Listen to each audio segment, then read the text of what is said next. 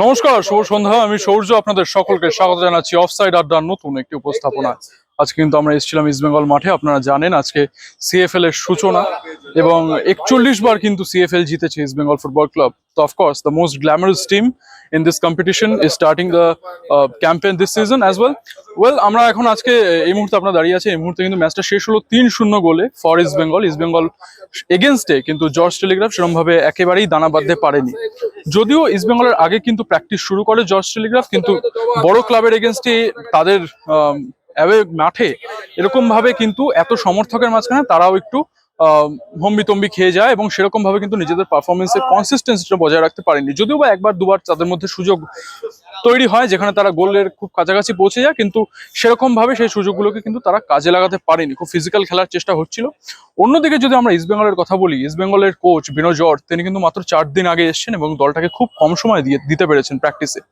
তো সেদিক দিয়ে দেখতে গেলে কিন্তু এই দল ইস্ট বেঙ্গলের তারা কিন্তু খুব সংঘবদ্ধ ফুটবল খেলেছে এবং ট্যাকটিক্যালি ব্রিলিয়েন্ট ফুটবল খেলেছে।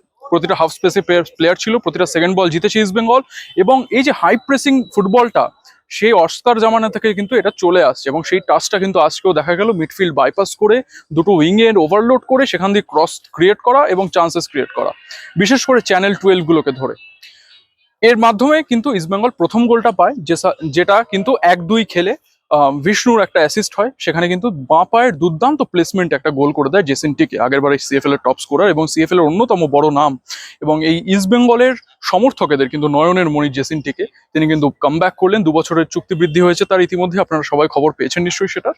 এবং তিনি এলেন এবং তিনি যাচ্ছেন নিজের খুব তাড়াতাড়ি।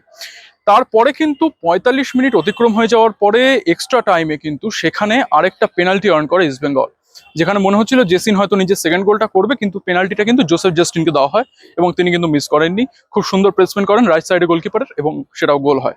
এরকম ভাবে প্রথমার্ধ শেষ হয়।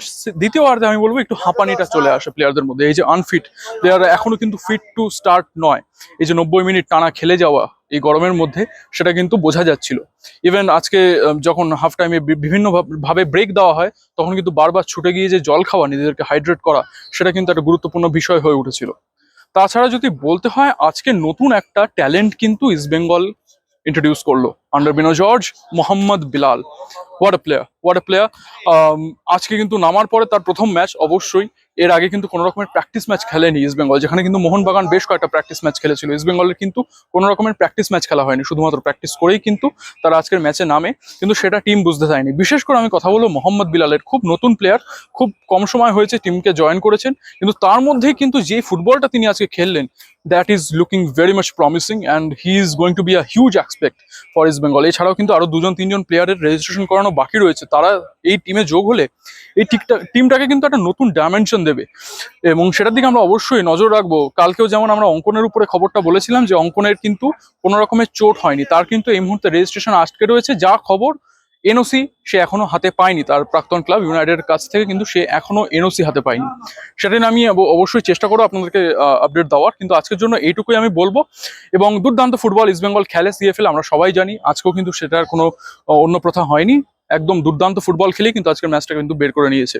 এবং আজকের সূচনা পর্বেও বেশ কিছু অনুষ্ঠান হয়, সেটা কিছু ক্লিপিংস আমরা লাগাবো। আইএফএ কে অসংখ্য ধন্যবাদ এই লিগটাকে আমাদেরকে অ্যাক্রেডিটেশন দেওয়ার জন্য, আমাদেরকে সুযোগ দেওয়ার জন্য, সমর্থকদের জন্য সারা বাংলা জুড়ে যাতে আমরা এই লিগটাকে কভার করতে পারি। আমাদেরও চেষ্টা থাকবে কলকাতা ফুটবল এবং ভারতীয় ফুটবলের সমস্ত আপডেট সবার আগে আপনাদের কাছে পৌঁছানোর জন্য। আজকের জন্য এটুকুই। আমি সৌর্য, অফসাইড আড্ডা, সাইনিং অফ।